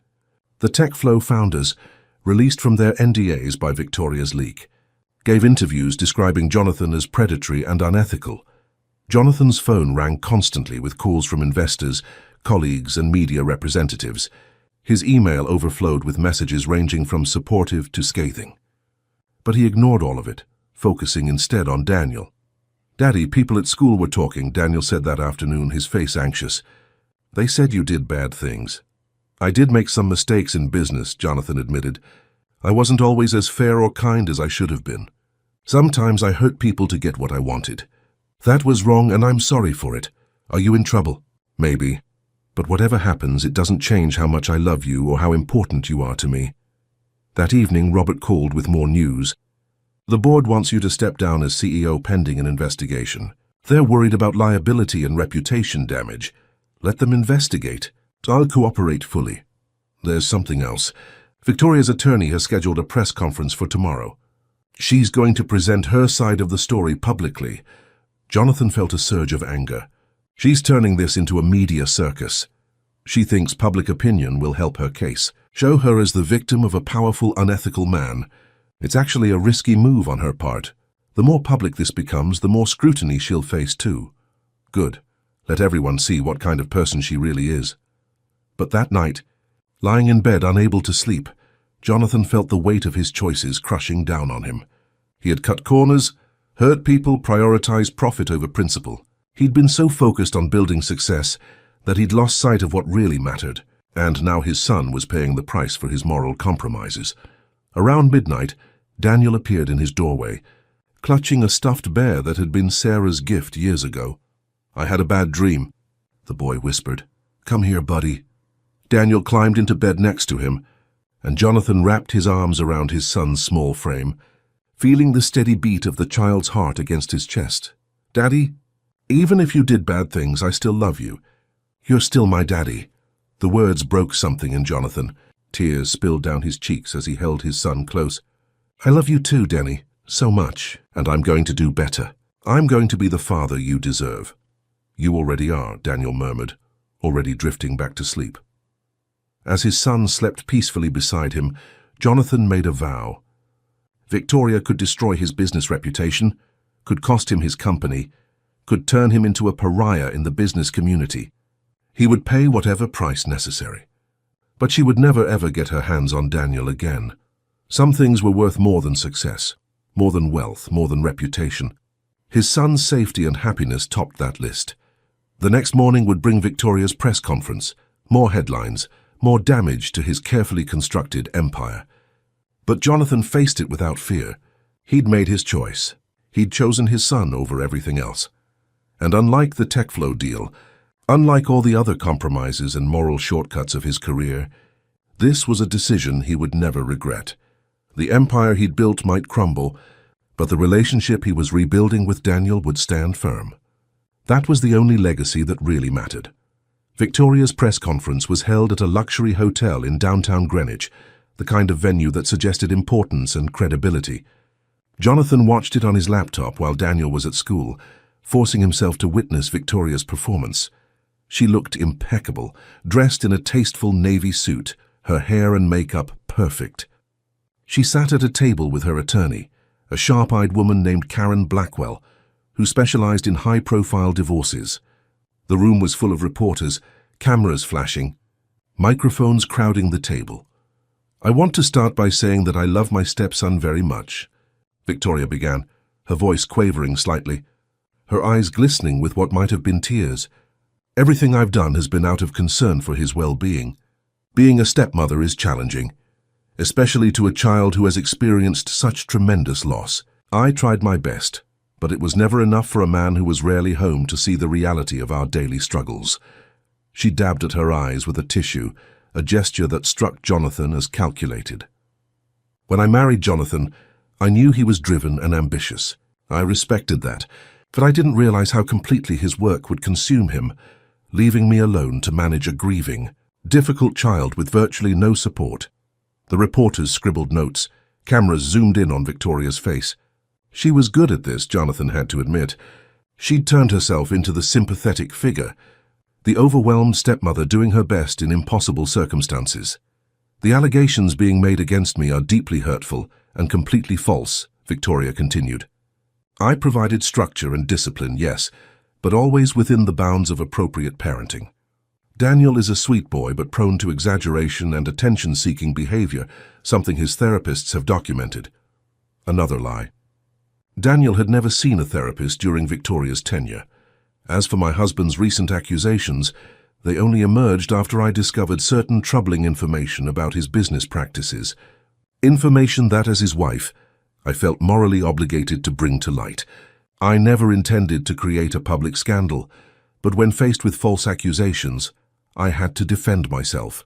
She was painting Jonathan as a vindictive husband trying to silence her whistleblowing. It was masterful manipulation, and Jonathan could see how some people might believe it. The press conference continued with questions from reporters. Victoria fielded them with practiced ease, always sounding reasonable, always presenting herself as the victim. When asked about the medical reports documenting Daniel's malnutrition and bruising, she claimed they were being misinterpreted, that Daniel had always been a picky eater and an active child prone to normal childhood injuries. Jonathan closed his laptop, feeling sick. This was the battle he'd chosen, but watching Victoria twist the truth so effortlessly was enraging. His phone rang. "Robert Carson. Did you watch it?" "Unfortunately, yes. Don't worry. She's overplaying her hand. The more she talks, the more inconsistencies appear, and we're about to present evidence that will blow her narrative apart." "What evidence?" "For starters, I tracked down Maria Rodriguez, your former housekeeper. She's agreed to give a deposition, and you're not going to believe what she has to say." They met Maria at Robert's office that afternoon. The woman was in her 50s, round and warm, with kind eyes that teared up when she saw Jonathan. "Mr. Mitchell, I am so sorry. I should have said something sooner. I should have told you what I saw. Maria, please, just tell me the truth now." "That's all I need." She nodded, twisting a tissue in her hands. "Mrs. Mitchell, she fired me 6 months ago. She said the house needed less staff, that she preferred a cleaning service. But I knew the real reason. I had seen too much." "What did you see?" "I saw her lock Daniel in his room for hours. I heard him crying, banging on the door, begging to be let out. One time I tried to let him out, and she caught me. She said I was undermining her authority, that Daniel needed to learn consequences. She said if I interfered again, she would make sure I never worked in Greenwich again." Maria's voice broke. "I have a family to support, Mr. Mitchell. I was afraid. I'm ashamed of my fear, but I was afraid. I understand. What else did you see?" "The meals. She would make Daniel eat at the kitchen table alone, while she ate in the dining room. If he didn't finish everything on his plate exactly as she wanted, she would take the food away and say he couldn't eat until the next meal.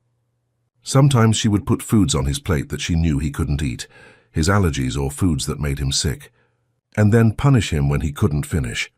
Robert was taking notes, recording Maria's statement. "Did you ever see physical abuse?" "I saw her grab him hard enough to leave marks.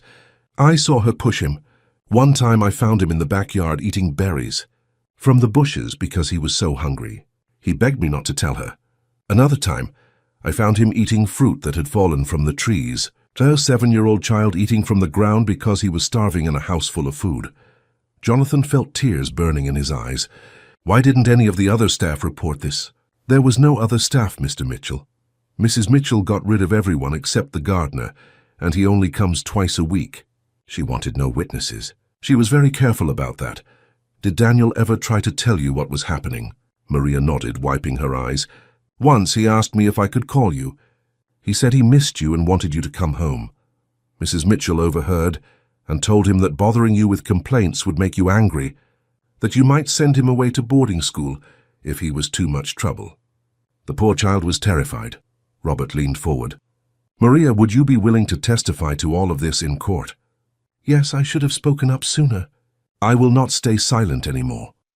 After Maria left, Robert looked at Jonathan with something like triumph in his eyes. That's the kind of testimony that changes cases. A neutral party with no agenda, corroborating everything Daniel has said. Add that to the medical evidence and the recordings, and Victoria's story falls apart. What about her accusations against me? The TechFlow situation? We're not going to pretend it didn't happen, but we're going to make sure the judge understands that whatever you did in business has no bearing on your fitness as a father. Your business ethics and your parenting are separate issues. Victoria's trying to conflate them, but we won't let her. Over the next few days, more people came forward. Daniel's teacher, Mrs. Chen, provided a statement describing how Daniel had changed over the past year. He used to be bright and engaged, she wrote, but over the past several months he became withdrawn. He fell asleep in class multiple times. He looked thin and unwell. Once I saw him taking crackers from the classroom snack bin and hiding them in his backpack. When I asked if he was hungry, he became frightened and begged me not to tell his stepmother. I reported my concerns to the school counselor, but I don't know if any action was taken. The school counselor, when contacted, admitted she'd made notes about Daniel's concerning behavior, but had been reassured by Victoria during a parent conference that everything was fine at home. Mrs. Mitchell was very convincing, the counselor said. She explained that Daniel was going through behavioral issues related to his mother's passing, and that they were working with professionals. She asked me not to bother Mr. Mitchell with these concerns, because he was dealing with tremendous work stress. I should have pushed harder. I should have insisted on speaking with Mr. Mitchell directly. Even the gardener, Marco, who came twice a week to maintain the grounds, had a story to tell. I saw the boy Daniel crying in the garden sometimes. Once I asked if he was okay.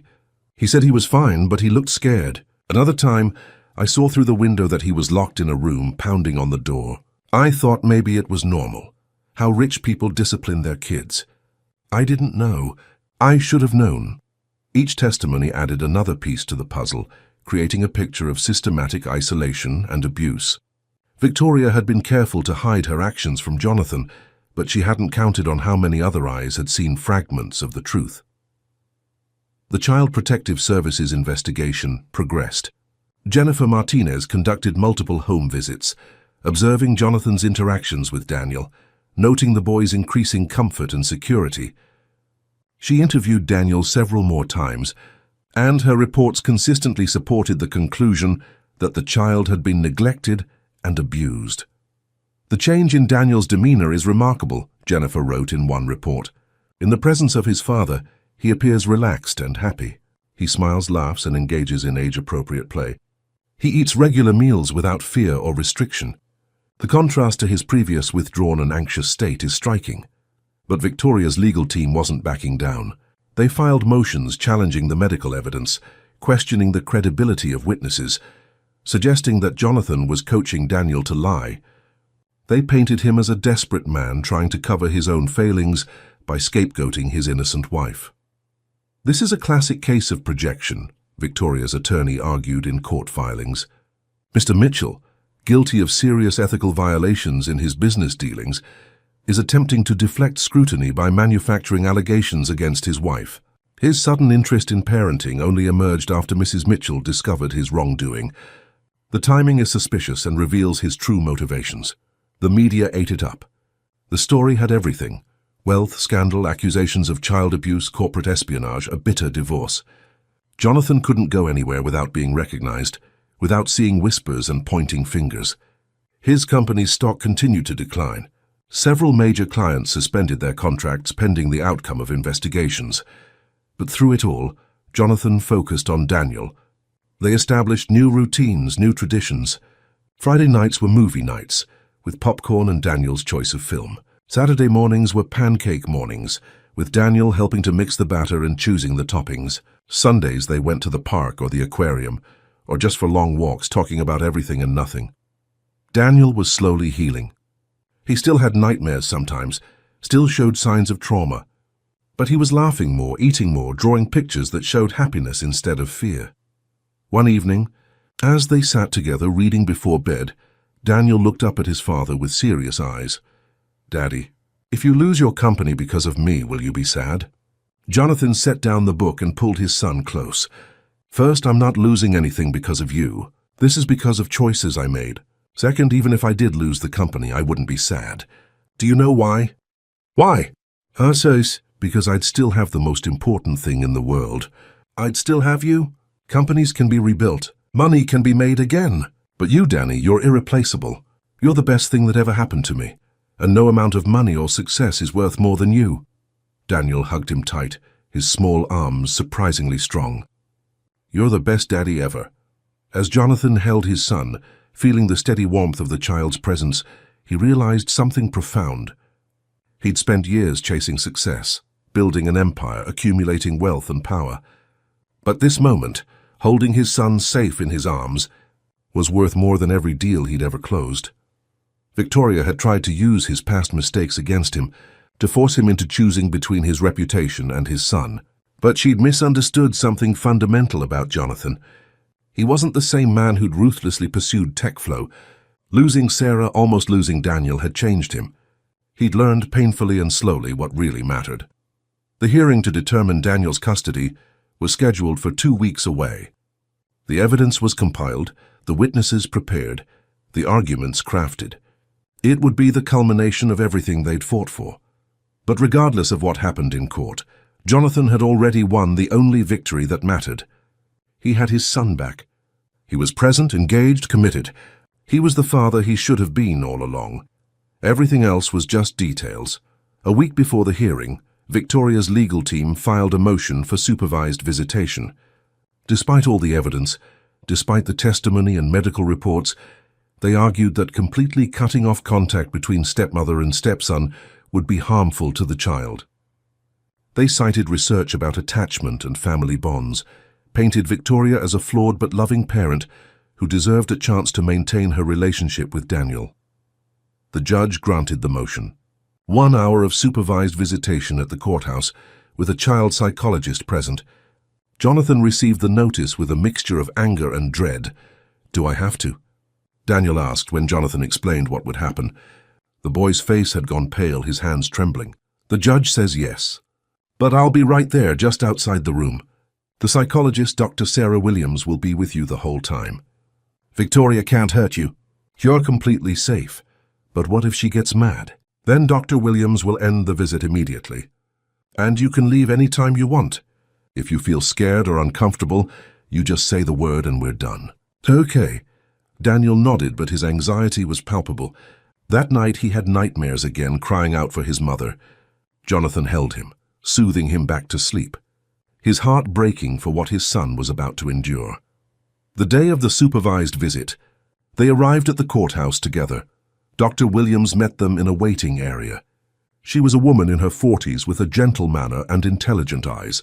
"Hi, Daniel," she said, kneeling to his level. "I'm Dr. Sarah. I'm going to be in the room with you the whole time today. My job is to make sure you feel safe and comfortable. If anything bothers you, you tell me immediately, okay?"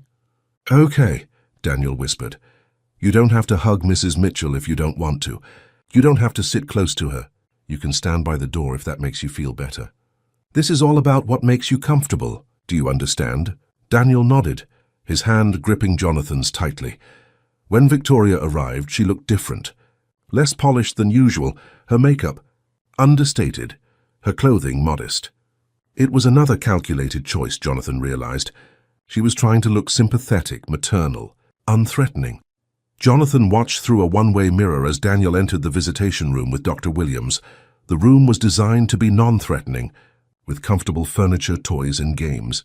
Victoria sat in an armchair, her hands folded in her lap, her expression carefully neutral. "Hello, Daniel," she said softly. "It's good to see you." Daniel stood near the door, as far from Victoria as possible. He didn't respond. "How have you been? Are you doing well in school?" Still no response. Daniel's body language was rigid, defensive. Victoria tried a different approach. "I've missed you. I know things have been confusing and scary, but I want you to know that I care about you very much." "No, you don't," Daniel said suddenly, his voice small but clear. "You don't care about me. You said I was a burden. You said you couldn't wait to be rid of me." Victoria's composure cracked for just a moment. "I was angry when I said that. I didn't mean it." "You meant it. You always meant it." Daniel's voice was getting stronger. "You locked me in the closet. You didn't give me food when I was hungry. You hurt me. I was trying to teach you discipline. I know it was hard, but it was for your own good." "Hurting kids is never for their own good," Daniel said, and Jonathan recognized his own words being repeated.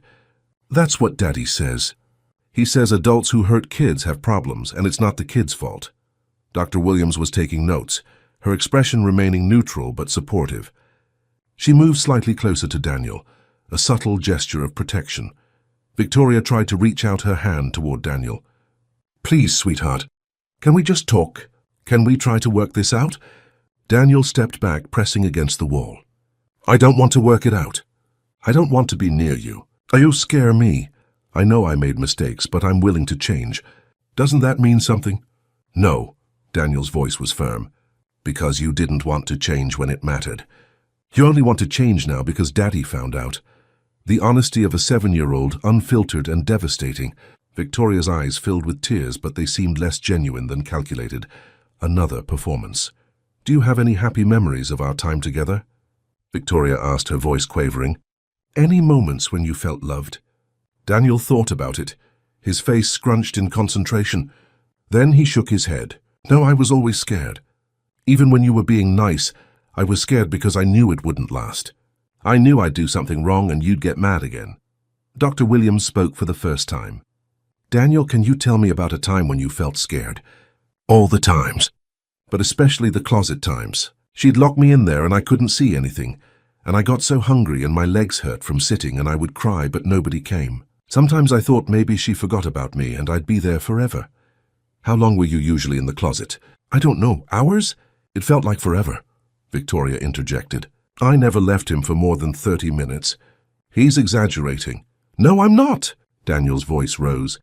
"It was hours. I counted. I sang songs to myself to try to keep track of time. Sometimes the sun would be in one place when you put me in, and in a different place when you let me out." Dr. Williams made more notes. "Daniel, did anyone else know about the closet punishments?" "No, she only did it when Daddy was gone. She was always nice when Daddy was home. But then he'd leave and she'd change. She'd get mean." "Did you try to tell anyone?" "I tried to tell the housekeeper, Maria, but Victoria caught me and said if I told anyone else, she'd make sure I never saw Daddy again. She said she'd tell everyone I was a bad kid, and they'd send me away to a place for bad kids." Victoria's composure was slipping. "I never said that. He's making this up to turn everyone against me. I'm not making it up. I have recordings." Daniel looked at Dr. Williams. "I recorded myself on an old tablet. I was scared and alone and I didn't know what else to do." This was news to Victoria. Her face paled. "Recordings?" "Yes," Dr. Williams said calmly. "The recordings have been provided to the court as evidence. They corroborate Daniel's account." The room fell silent. Victoria stared at Daniel, and for the first time Jonathan saw genuine emotion cross her face. Was it anger, regret, fear of exposure? It was hard to tell. "Is there anything else you'd like to say to Daniel?" Dr. Williams asked Victoria. Victoria opened her mouth, then closed it again. Whatever she'd been about to say, she thought better of it. "No," she said finally. "I think we're done here. Daniel, do you want to continue this visit or would you like to leave?" Dr. Williams asked. "I want to leave, please." Dr. Williams nodded and stood, gesturing for Daniel to follow her to the door. The boy practically ran out, straight into Jonathan's arms. "You were so brave," Jonathan whispered, holding his son close. So incredibly brave. Daniel was shaking but not crying. He'd faced his abuser and spoken his truth. Jonathan had never been more proud. Dr. Williams joined them a moment later, her expression thoughtful. "Mr. Mitchell, I'll be filing a report with the court. Based on what I observed today, I don't believe continued visitation would be in Daniel's best interest. The child shows clear signs of trauma related to Mrs. Mitchell, and forcing contact would likely be harmful." "Thank you," Jonathan said, his voice thick with emotion. As they left the courthouse, Daniel looked up at his father. "I don't have to see her again, do I?" "Not if you don't want to." "I promise." That evening, Robert called with an update. Dr. Williams's report is strong. She's recommending no further contact between Daniel and Victoria. Combined with everything else we have, this case is looking very solid. What about Victoria? How's she reacting? Badly. Her attorney called today suggesting we might want to settle. Drop the abuse allegations in exchange for a quick divorce and minimal custody dispute. What did you say? I said we'd consider it if Victoria agrees to 0 custody, 0 visitation, and covers her own legal fees. She won't get a penny more than what the prenup specifies, which is basically nothing beyond the separation clause. And if she doesn't agree, then we go to court and let the judge decide. But John, between you and me, I think she's starting to realize she's lost. The evidence is overwhelming. She's not going to get custody of Daniel, and the more this plays out publicly, the worse she looks. The days leading up to the hearing were tense. Jonathan prepared his testimony with Robert, going over every detail, every potential question. They compiled binders of evidence, medical reports, photographs, witness statements, the recordings from Daniel's tablet, school records, everything that painted a picture of systematic abuse and neglect. Daniel seemed lighter somehow, as if confronting Victoria had released something that had been weighing him down. He started drawing again, not the dark, frightening images of before, but pictures of dinosaurs and spaceships and dragons. He played more, laughed more, asked for friends to come over for playdates. Mrs. Chen, his teacher, sent a note home. "The change in Daniel has been remarkable. He's engaged in class, participating, smiling. Whatever you're doing, Mr. Mitchell, keep doing it. You've given that boy his childhood back." The night before the hearing, Jonathan couldn't sleep. He lay in bed, thinking about everything that had led to this moment. His grief after Sarah's passing, his retreat into work, his blindness to Victoria's true nature, his failure to protect his son, but also his eventual awakening, his decision to fight, his choice to put Daniel first, no matter the cost. The TechFlow scandal had indeed cost him. His board had forced him to step down as CEO, though he retained his position as chairman and majority shareholder. Several business relationships had been damaged, perhaps irreparably. His reputation in the tech world had taken a serious hit, but he'd gained something far more valuable. He'd gained his son's trust, his love, his presence. He'd gained the knowledge that when it really mattered, he'd made the right choice. Around midnight, Daniel appeared in his doorway again, clutching his stuffed bear. "Can't sleep? Nervous about tomorrow? Come here." Daniel climbed into bed and Jonathan held him close, feeling the steady rhythm of his son's breathing. "Whatever happens tomorrow," Jonathan said softly, "you're safe. You're loved. Nothing is going to change that." "I know," Daniel whispered, "because you promised and you keep your promises now." Now the word held so much weight. An acknowledgement that Jonathan had broken promises before, had failed to be present. But also hope that he was different now, better now, worthy of trust. "I keep my promises now," Jonathan agreed, "and I always will. That's my promise to you." As Daniel drifted to sleep, Jonathan stared at the ceiling, preparing himself for what tomorrow would bring. The hearing would be difficult, emotional, possibly traumatic. But they would face it together. And whatever the judge decided, Jonathan knew one thing with absolute certainty. He would never stop fighting for his son. Never stop protecting him. Never stop being the father Daniel deserved. The empire might be crumbling, but the family he was rebuilding would stand firm. That was all that mattered. The courthouse stood imposing against a grey October sky, its columns and granite facade suggesting permanence and authority. Jonathan held Daniel's hand as they climbed the steps, Robert Carson walking beside them with a briefcase full of evidence. Inside, the courtroom was smaller than Jonathan had expected, more intimate. Judge Margaret Harrison presided, a woman in her 60s with kind eyes but a stern demeanor. She'd built her reputation on protecting children, on cutting through manipulation and seeing the truth. Victoria sat with her attorney across the aisle, her posture perfect, her expression carefully composed. She'd dressed conservatively, a grey suit that suggested respectability. But Jonathan could see the tension in her shoulders, the way her hands gripped each other tightly in her lap. The hearing began with opening statements. Robert laid out their case methodically. The discovery of Daniel eating dog food, the medical evidence of malnutrition and bruising, the witness testimonies, the recordings, the supervised visitation disaster. He painted a picture of systematic abuse by a calculating stepmother who'd isolated her victim and exploited her husband's absence. Victoria's attorney, Karen Blackwell, countered with a narrative of an overwhelmed stepmother dealing with a challenging child and an absent father. She suggested that Jonathan's sudden interest in parenting was motivated by guilt and a desire to deflect from his own business scandals. She portrayed Victoria as imperfect but well-meaning, arguing that mistakes in parenting didn't constitute abuse. Then came the evidence presentation. Dr. Patterson testified about Daniel's medical condition, showing photographs of his emaciated frame, pointing to bruising patterns consistent with restraint. She described the 15-pound weight loss as medically significant and concerning. "This isn't a case of a picky eater," Dr. Patterson stated firmly. "This is a child who was systematically deprived of adequate nutrition. The weight loss, combined with the bruising and the psychological indicators, points to deliberate neglect and abuse."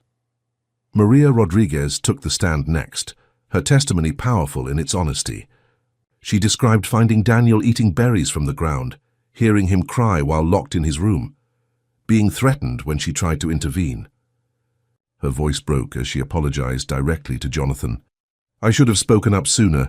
I was afraid for my job, for my family. But there is no excuse for silence in the face of a child's suffering. I am sorry. I am so sorry."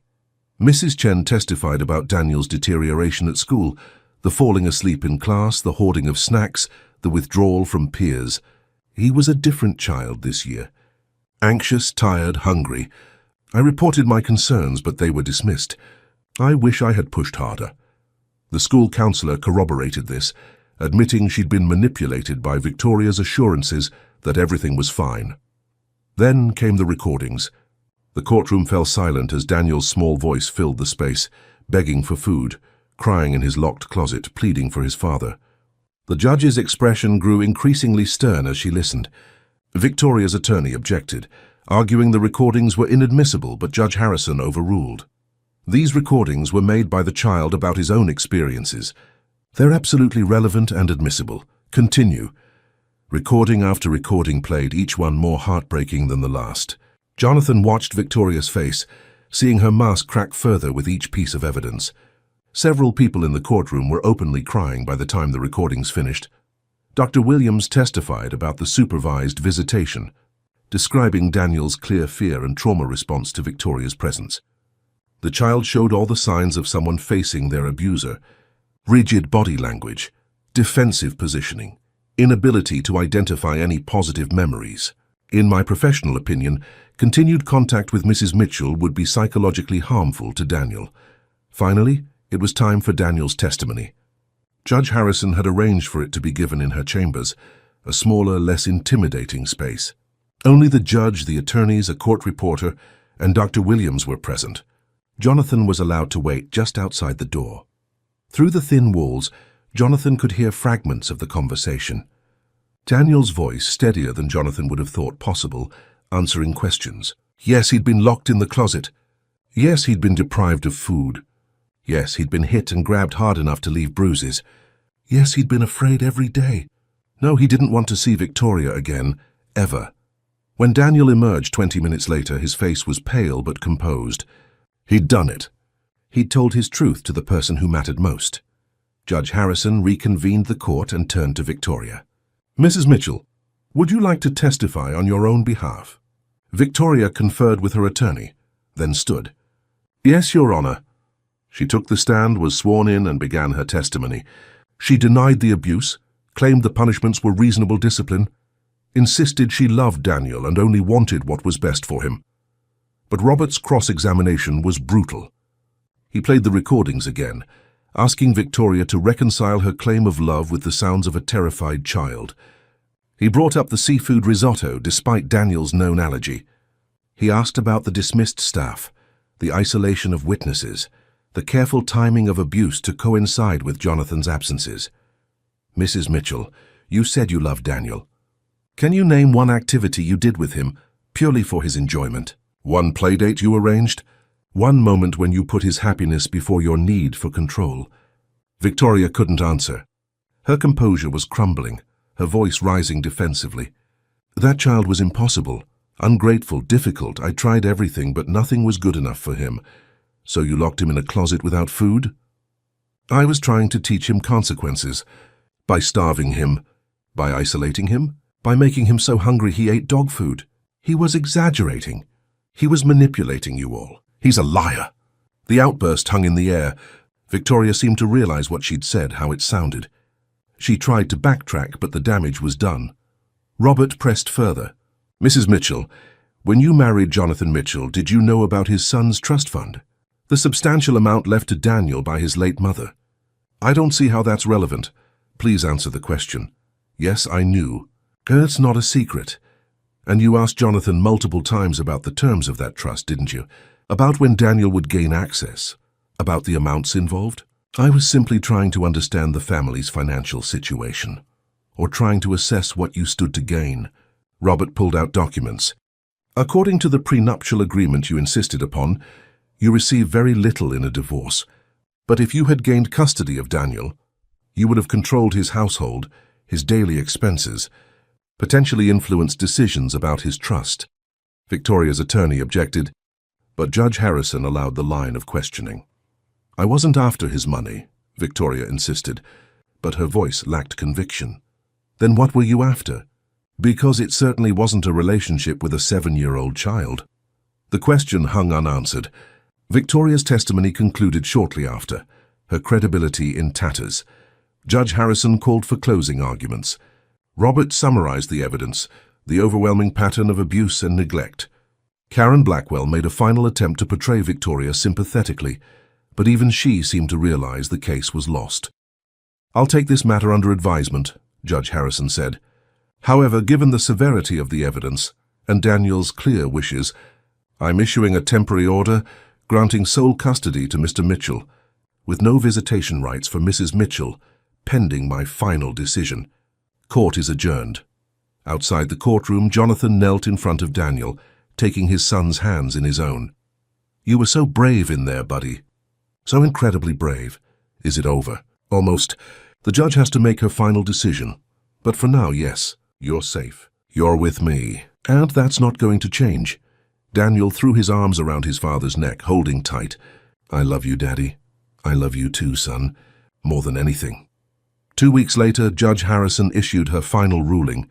Sole custody to Jonathan Mitchell. Permanent restraining order against Victoria. No visitation, no contact. The marriage was dissolved, with Victoria receiving only what the prenup specified. A small separation payment, and none of the assets she'd hoped to gain. Additionally, the judge had referred Victoria's actions to the district attorney's office for potential charges. While Victoria wasn't going to face formal charges for the abuse, she was now marked in the system. Her reputation was destroyed, her social standing in Greenwich obliterated. Jonathan's own reputation remained tarnished by the TechFlow scandal, but he found he cared less than he'd expected. Some business relationships were irreparable, some doors permanently closed. But others saw how he'd fought for his son, how he'd chosen family over fortune and respected him for it. He sold the Greenwich mansion, the place that held too many bad memories. He bought a smaller house in a quieter neighborhood, a place with a big backyard and a treehouse, and neighbors with kids Daniel's age.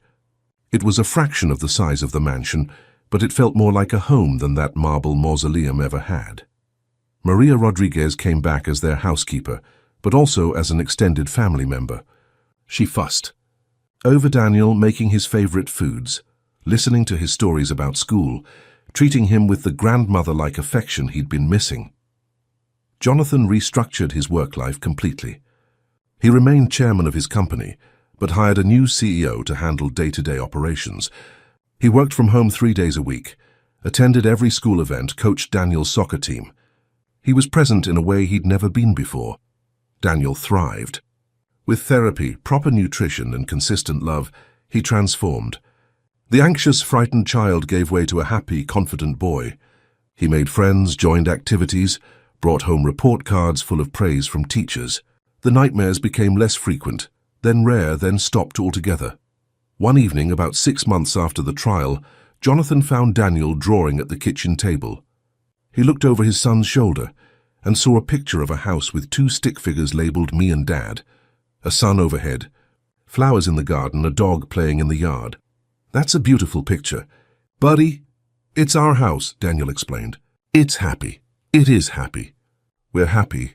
Are you happy, Danny?" Daniel thought about it seriously, then nodded. "Yes, I'm happy now. I wasn't before, but I am now." Such simple words, but they meant everything. Jonathan had lost his CEO position, damaged his business reputation, spent hundreds of thousands on legal fees, and sold his mansion. But he'd gained his son's happiness, his trust, his love. It was the best trade he'd ever made. As autumn turned to winter and then to spring, life settled into a comfortable rhythm. They had pizza Fridays and game nights and Sunday morning pancakes. They planted a garden together, adopted a rescue dog named Buddy, and built model rockets that they launched in the park. Jonathan taught Daniel about business, but also about ethics, about how the pursuit of success meant nothing if it came at the cost of your integrity. He was open about his past mistakes, using them as teaching moments. "I did some things I'm not proud of," he told Daniel one day. "I hurt people in business because I thought success was the most important thing. But you know what I learned?" "What?" "That success without character is worthless. The only things that really matter are the people you love and the way you treat them. Everything else is just noise." Daniel absorbed these lessons, asked thoughtful questions, grew into a boy who was both ambitious and compassionate, confident but kind. The last Jonathan heard of Victoria, she'd left Connecticut entirely, moved somewhere out west. She'd tried to give interviews claiming she was the real victim, but nobody was interested. Her reputation followed her, and doors that had once been open slammed shut. Jonathan didn't hate her, though Daniel's therapist said that would be natural. He felt something closer to pity. Victoria had been so consumed with status and wealth that she'd destroyed any chance at genuine connection. She'd had the opportunity to love a wonderful child and had chosen cruelty instead. She'd had the chance at a real family and had chosen manipulation. The losses were hers far more than theirs. 2 years after the trial, on a warm May afternoon, Jonathan sat on their back porch watching Daniel play with Buddy in the yard. His son was 9 now, taller, stronger, confident. He laughed as the dog chased him around the garden, his face full of pure, uncomplicated joy. Jonathan's phone rang. It was an old business colleague, someone who distanced himself during the scandal. "Jonathan, it's Martin. I wanted to reach out, apologize for going silent during all that mess. I've been following your story, and I have to say I'm impressed. What you did for your son, the way you fought for him, that took real courage. I was wondering if you'd be interested in discussing a potential partnership. I have a venture that could use your expertise, but more than that, your integrity. I know what you're really made of now, and that's what I need." Jonathan watched Daniel cartwheel across the lawn, heard his son's laughter floating on the breeze. "Martin, I appreciate the call. Can you send me the details? I'll look them over, but I have to tell you up front, my son comes first, always. If this partnership requires the kind of hours and travel I used to do, I'm not interested." "I expected you'd say that. It's why I called you. I want someone who has their priorities straight. Send me your terms, Jonathan. I think we can make this work." After hanging up, Jonathan smiled. The world was changing, or maybe he was changing, or maybe both. Success was being redefined, not as the accumulation of wealth and power, but as the building of character and relationships. His empire had been smaller now, more focused, more ethical. He'd cleaned house in his company, implemented new oversight, made amends where possible for past wrongs. It would take years to fully rebuild his reputation, but he was doing it the right way this time, with transparency and integrity. Daniel ran up to the porch, breathless and grinning. "Dad, can Marcus come over for a sleepover this weekend?" "Absolutely. Should we make pizza or tacos?" "Both it is." As Daniel ran back to play, Jonathan felt a profound sense of contentment. This was what mattered. Not boardrooms or stock prices or magazine covers. This a happy child playing in a safe home with a father who was present and engaged. He'd learned the hardest lesson of his life, that you can have all the success in the world and still be a failure at what matters most. But he'd also learned that it's never too late to change, to choose differently, to rebuild from the rubble of your mistakes. Victoria had tried to destroy him, had exposed his business sins and attempted to take his son. In doing so, she'd inadvertently given him the greatest gift of all. She'd forced him to confront his choices, to evaluate his priorities, to become the man and father he was meant to be. For that, in a strange way, he was almost grateful. As the sun set over their backyard, painting the sky in shades of orange and pink, Jonathan called Daniel inside for dinner. They sat together at the kitchen table, laughing and talking about their day, making plans for the weekend, just a father and son building memories that would last a lifetime. No mansions, no staff, no displays of wealth. Just love, presence, and the quiet joy of a safe home where a child never had to be afraid again. It was everything.